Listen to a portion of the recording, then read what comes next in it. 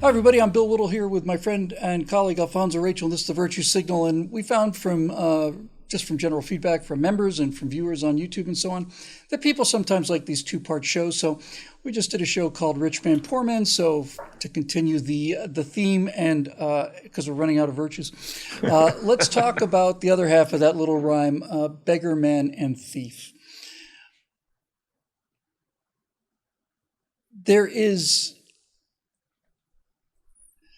Our entire society now has become predicated on entitlement. And when you hear people in Congress, people supposedly running the government, says, we can't touch that money, that's social spending money. It's non-discretionary money, which is 2/3 of the budget. I'm saying if you can't control it and you can't stop spending it or crank it down or whatever, then this isn't a budget and this isn't a government. It's a runaway train. No one can control it. And so the entitlement mentality gets stronger and stronger and stronger every year. And now with COVID and people working at home, we're finding the real pandemic is nobody wants to go to work anymore, and largely because they don't have to. The idea of begging for me, well, let's not so much the idea, let's just define it. If you are asking somebody else for some of their resources for you in exchange for nothing, that's my definition of what begging is on one level or another. And I think begging is better than thievery. I know it is, because at least then there's some volition involved on the part of the person who's going to make the decision as to whether to part with any of their stuff. But there is a fundamental, when I say fundamental, I mean like in your core sense of shame that comes from that, or at least does in me and would in most of the people watching this show. And that is like an acid on your soul. And what I wanted to talk to you about to get this thing started was, that's kind of an old-fashioned feeling, you know? Not many people really feel that way about handouts today. The only time I ever remember really taking what I thought to be a handout was when I was living in Florida. I injured my neck in the gym, badly injured it, and I herniated a disc, and I ruptured another one. I couldn't turn my neck; I had to turn from the waist, and it got so bad that I just was in just perpetual pain, and I couldn't function. One of the people who were treating me said, "You should go talk to Vocational Rehab, State of Florida Vocational Rehab Office." Okay. So I went in there and I sat down, and I was lucky enough to have been a new employee's very first case. First case they handled on their own. And the supervisor was there just making sure, you know. So I walk in there and I explained the problem. I said, I don't know if there's anything you can do for me, but, you know, they said I should maybe come and ask you. So I'd, be very grateful for any help you could give me. Well, it turns out that Florida Voc Rehab paid for that operation. Paid for the whole thing. I had a disc fused and to move all these tubes out of the way, which apparently are somewhat important. And I was able to go back and work again. Here's what the people at Voc Rehab said, because I went to them and said, listen, I got to tell you, I feel really bad about this. I really do. They said to me two things. They said, well, first of all, this is the supervisor speaking, I think you're the first person who's ever come in here feeling guilty about this. Most people come in here demanding that we do things for them. You're the first person that ever came in and asked. And you seem to be the first person who's grateful for it. But what they said to me in that particular case was this, I remember this verbatim. I remember it verbatim. This person said, look, Bill, here's how it works. We can either pay the $20,000 for this operation, in which case you'll be able to go back to work and you'll be a tax-paying member of the country for the rest of your life. We'll make that $20,000 back. The state, the government, what do you want to say? We'll make it back in a year, maybe, or something. And after that, everything's pure profit from a transactional point of view. If we don't pay for the operation, you're going to be on welfare and dependency for the rest of your life. You're going to get a disability check. You're going to cost us hundreds of thousands of dollars. She just said it was a smart decision. And that released me from the shame of having to go begging for this, because I realized that she's absolutely right, that it was in a way almost like an investment on the part of the state of Florida, which has paid off rather well for Florida and for the federal government. But it seems to me, Zoe, that there's such a rush to hand out things. Here's your that money you took for college. Don't worry about it. Here. There's this back. Here's reparations. Here's more government assistance. Here's this. Here's that, and so on. Get to the point when you find out. I forget what the number was. This is several years old. But somebody said you had to make like $55,000-$60,000 in the private sector to take home as much money as you could take home if you applied for all of these benefits. And there's something fundamentally wrong with that. Man, in California, I think the most expensive thing about being an employer is workers' comp. It'll tear you up. In California with AB 5, if you came to the office to do this show, I would have to hire you as a full-time employee. If you're a drummer, right? In California, because of AB 5, if you had a gig at a bar on Thursday nights, you just went and played for a couple hours on Thursday nights. According to California law now, you would have to be an employee of that bar. They have to pay you the minimum wage for a minimum amount of time. You'd have to help with your health care coverage. And guess what? That means no band on Thursday nights. Man, they're just ruining people's ability to be able to, make an enterprise of the things that they love to do. And but the whole slip and fall dynamic, it's a shame when people think that, man, in order for me to get paid, I'm gonna have to get hurt. And what are we willing to do? It's like, I'm trying to scheme on how I could dive out in front of somebody's car or something like that. I mean, when you got that kind of mindset where people would be willing to compromise their health or look forward to it or something like, hey, this is going to be my payday or something like that. It's almost become like a joke in the culture. It's almost like shooting yourself in the foot to get out of combat. Yes. And it shouldn't be that in such a blessed country as ours. It shouldn't be that where people actually start thinking about how they can get hurt, to get paid. But, the begging thing, and I agree, man. I mean, it's more respectable to beg than it is, even in the Ten Commandments. Even the Ten Commandments don't say doesn't say thou shalt not beg. It says thou shalt not, don't covet. And we got an institution of covetousness. The government is making bank off of covetous policies. And of course, which also leads to theft. And that's where we're at. But the begging thing, though, like if I'm approached by a person wanting a handout and stuff like that, I'll try to spend some time with a man. I'm not the kind of person who just wants to kind of, buy off my guilt. Oh, here's $1 and I feel good about myself and I've done my good deed for the day.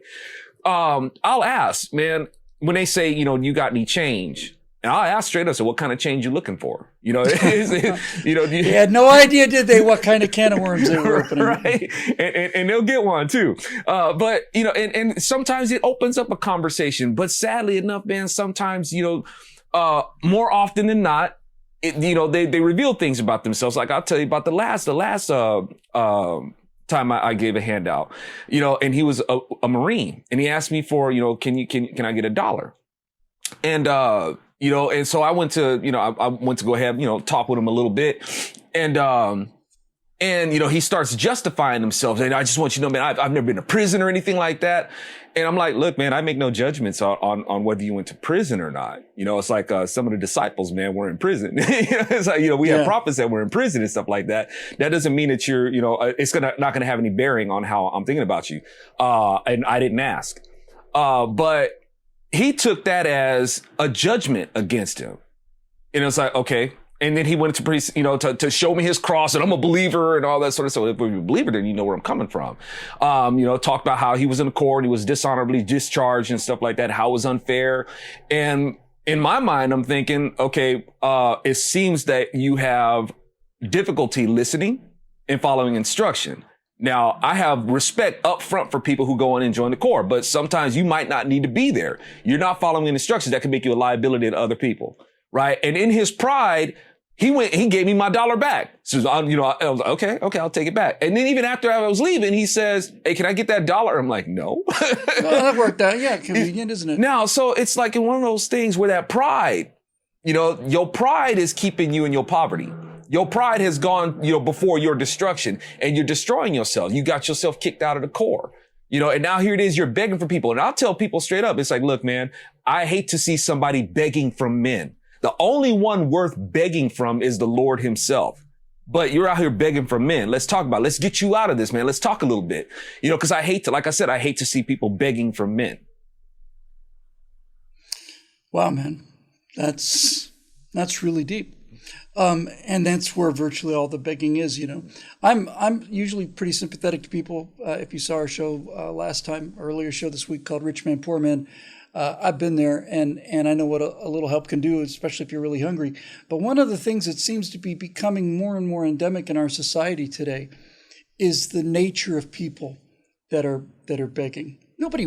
I'm not aware that anybody at least starts out wanting to beg. I do remember that I think even Sherlock Holmes, there's a Sherlock Holmes episode that deals with a guy who was a professional beggar by day, and at nighttime he was, just an upper middle class guy. And they found out how much money he was making, and Watson or somebody exclaims, "My God, that's a gentleman's income. This guy was making real bank by being out there begging." I'm not really talking about that. There is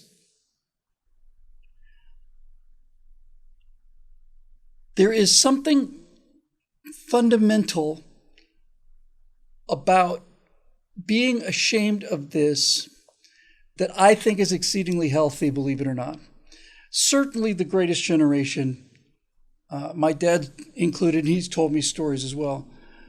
They actually genuinely would rather die than be seen to be begging. They would rather die. I can say that with a lot of confidence. Time and time again during the Depression and so on, you would see people in astonishing need. And you would say, well, why don't you go check? No, we're not taking any handouts. And what they're doing is they're losing body mass, but they're maintaining a sort of spiritual integrity, right? When I say they're losing body mass, in many cases, they're actually genuinely starving and their families are starving, and they wouldn't take help because I think on some level, they made the connection between taking help and dependency meant slavery, and they just weren't going to go down that road. And you almost never see that today. Yes. It's one of those things. Oh, sorry, man. Bless you. Thank you. When I think about the things that people it's sad to see people being forced into where they're having to beg also. And it's, but also coming along with that entitlement mindset, it kind of does away with that mentality where a person would be, look, man, I can't dishonor myself or anybody else by begging from you. And I'm not even talking about pride. It's like I'm too proud to beg, because when you have people out there who are too proud to beg, that doesn't make any sense to me. It doesn't make a sense when somebody says I'm too proud to beg, because the thing is, there is a lack of integrity or a lack of pride in the first place if you're begging from somebody. So it's or if you're not, when you're going to stay in this destitute state where you're like living on the street, it's like your pride, pride is not a factor here in the way that you think. That in itself is a perversion of the pride, or the pride gone really sour, where you're just living like this. And it's like, I don't know, it's a weird factor. But I was also thinking about, like, in terms of begging and not having to beg, I think in California, at least where the area that I was, they can't even recycle it. They shut down the recycling bins. And it was like, this has been for like a couple of years. And it's like, why would you do that to these people where they can't recycle? A lot of people who go. Yeah, they're industrious, very industrious people, a full-time job collecting those cans. Yeah. That's right. And they can't do that anymore. Now the word of God talks about letting people be able to glean your fields. So, my wife and I wanted to be able to have just recycling, have our cans and just go ahead and set them and stuff like that. Look, if somebody wants to go ahead and pick those up, they can go ahead and do that. That's helping them to glean the field. And that's been taken away from them. It's like, why? And this is compassion. It's not commonsensical. It's not compassionate at all. There's no really good justifiable reason for it. And once again, it just keeps people in a state where it just makes it hard for them to get back on their feet. So last show was Rich Man, Poor Man. This show is Beggar Man, Thief. Let's talk about stealing. Certainly progressives like to say that people who steal things are doing it for the noblest of reasons. And we don't need to get into the details of how this happened, but as a general rule, when you talk about somebody today who's stealing, the left wants you to think of them kind of as Jean Valjean in Les Miserables, right? He's just a guy who stole a crust of bread for his family, and then rich people locked him up for 60 years because, he stole a crust of bread for his family. That's not what stealing is, certainly not stealing today. When I was a freshman, sophomore at college, I was, this would be 1980, so even then this philosophy was becoming pervasive. And by 1980, I was starting to hear about, and I actually think I remember actually saying something like, look, if some black guy breaks into my house and steals my television set, that's okay. I can get another television set, he's disadvantaged and all the rest of it. And 3 or 4 months later, that's exactly what happened. I was sleeping next to the bed. I had a window right here. I mean, like right here. And I wake up in the middle of the night, I turn around, and there's a guy with his head inside my window. Hey, how's it going? Gone. And I realized this guy's not coming in here to feed his family. He's coming here to take the only TV set that I had. My dad gave it to me. It wasn't even my TV set. And he's going to take this little tiny black and white TV set. He's going to sell it for $10 and he's going to use it to get high. And the Victorians had a lot of stuff that was really pretty screwed up, but that little tiny island did build an empire that went around the world. And one of the things that the Victorians were very, very serious about was the difference between the deserving poor and the undeserving poor. That there were people who were genuinely disadvantaged, and those people, a woman whose husband was killed in a war, let's say, and she needs assistance, that's the deserving poor. Woman who runs away from her family or gets divorced or whatever, no. So there's been an attempt on the part of the left, because it goes to the whole wealth redistribution thing, to sort of ennoble stealing. We see this with the BLM riots and the other riots, right? It's like they're basically taking institutionalized looting and turning it into a social justice issue. There's nothing social justice about it. It's just plain stealing. My right angle this week is about how these Union Pacific trains are being broken into and people are just stealing stuff out of them. And they're doing this because the LA City district attorney will not press charges, no bail, nothing. And they're treating it like it's a social justice issue when it's not. It's just plain stealing. And we've got to find a way to fight back against this by really just calling it out and calling it what it is. Absolutely, man. It's, the commandment, thou shalt not steal. And it's not like you can just make up your justifications for stealing. And that's a big part of how sin is so powerful is when people make up justifications to steal. Like, even we can justify anything. You can justify anything, murder, sexual assault, anything. A person will justify it to themselves. And the thing about it is these people are assuming to pass a judgment on America. It's like, well, America deserves this. This is something that's deserved America. And I was like, okay, so you guys are going to basically keep America in perpetual indictment. All right. Meanwhile, if somebody that you guys have this self-righteous sympathy for gets busted by the cops and it doesn't go the way that you like, one thing you're not allowed to do is that you're not allowed to bring up the perp's past. It's like, wait a minute. It's like, well, that stuff was in the past. You can't bring up their rap sheet and their record and the violence that they've done. You're not allowed to bring those things up, but they can keep judging America for its past all the time. So it's totally hypocritical. And like we were just saying, they're going to use these things as a justification, to just keep on punishing America. Now, also with the stealing, this is one of those things where the more liberal, and it bugs me when people like, bring up, they invoke Jesus to like justify doing certain things, justifying a social justice or economic policy and stuff like that, just totally taking the name of God in vain to do these things.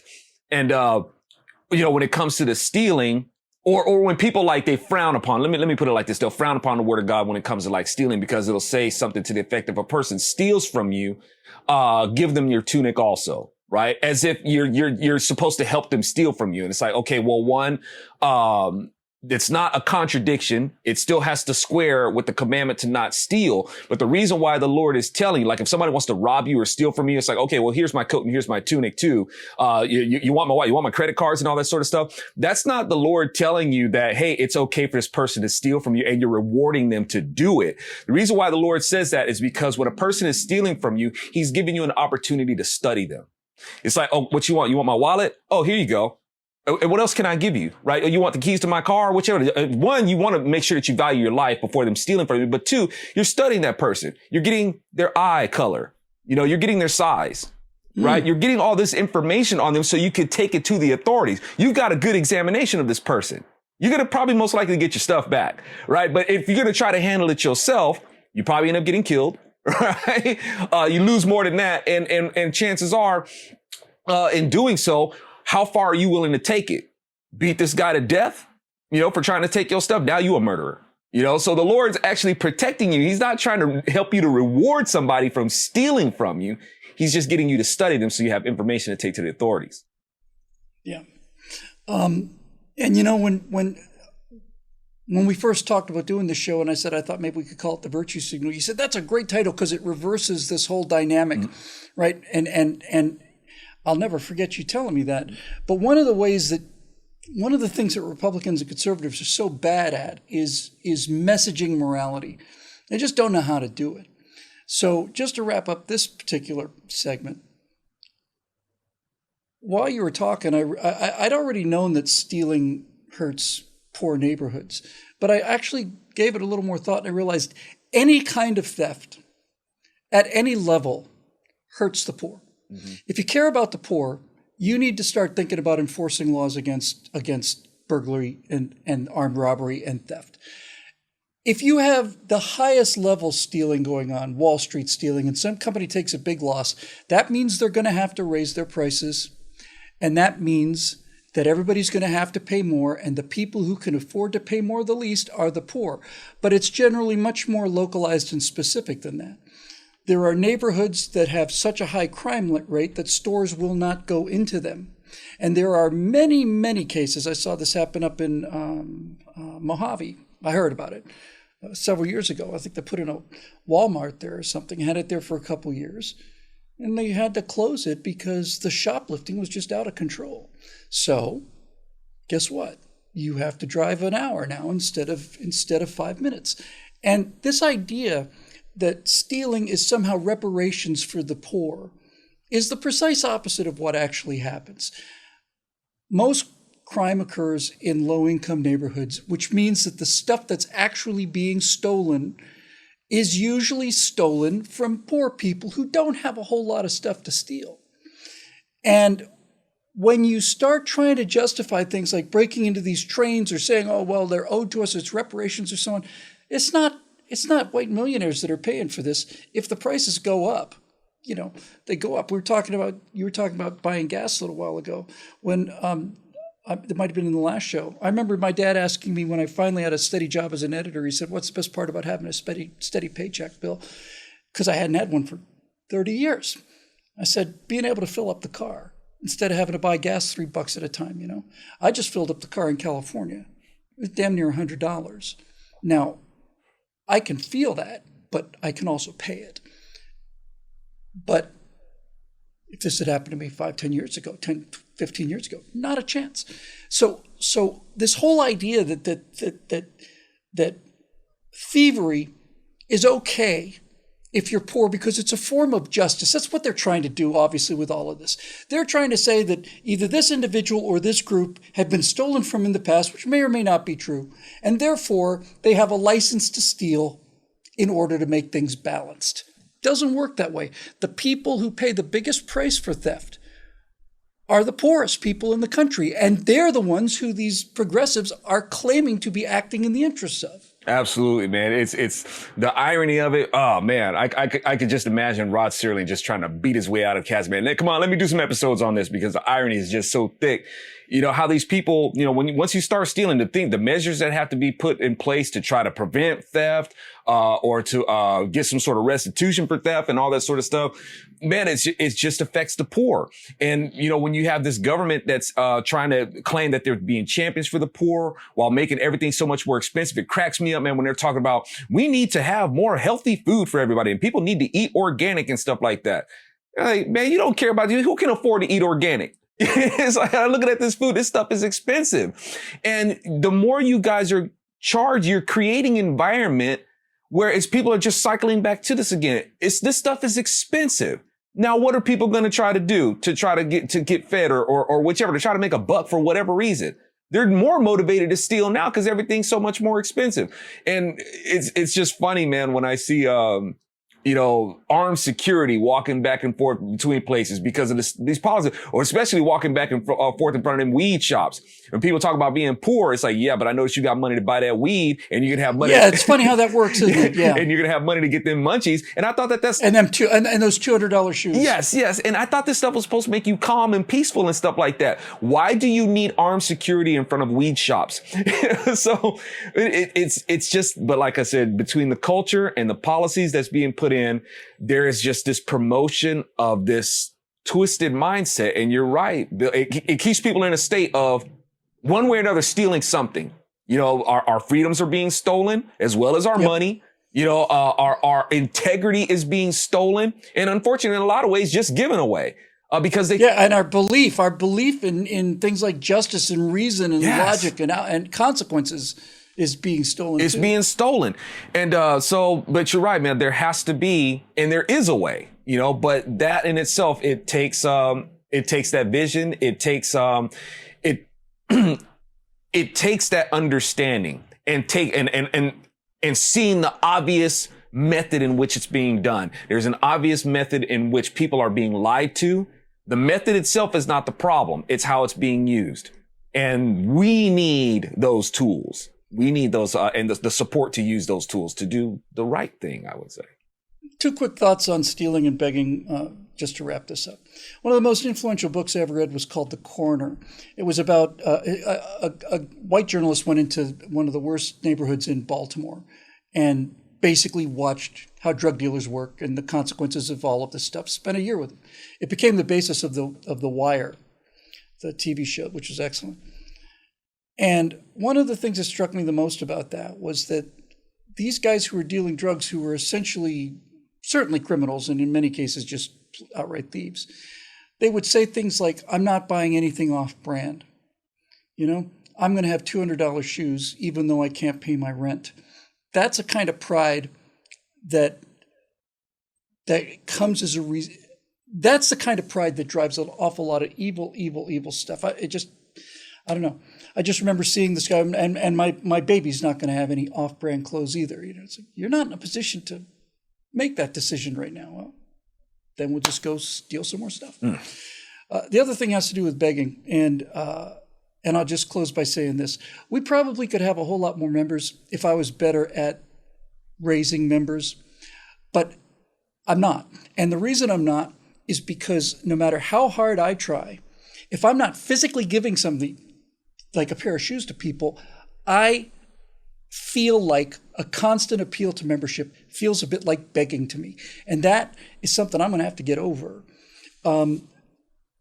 You can just credit it or blame it on my upbringing, but to end every single show with an appeal for help feels like, you know, can you spare $1? I really do need to get over that. I constantly feel like I'm not doing enough here, that we don't put out enough content, it's not good enough, and so on. So if you want to give me a break, and Zoe as well, and you're one of those people who've heard this appeal again and again and again, if you want to act on it, I'd really appreciate it, because frankly, the more members we have and the more people that make donations, the less I have to feel like this, and I don't like it. I really don't. Some people are very good at this, and I'm not one of them. take it or leave it as you want to. But if you've been moved in the dark caverns of your conscience, where your shriveled black heart is, where the members are paying and you're not, well, we would love to have you on board. It would certainly make me feel an awful lot more relaxed about things. That'll do it for this edition of the Virtue Signals, made possible by the members at BillWhittle.com. Many of them have been with us pushing 10 years now. And we had a large influx of members a year ago.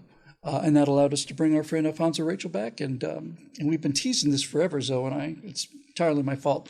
But in the next couple of weeks, we're going to reveal what we've been working on in secret in the last 5-6 months. And we hope and think you'll be impressed by that, too. So for Alfonso Rachel, I'm Bill Whittle. We'll see you next time right here on The Virtue Signal.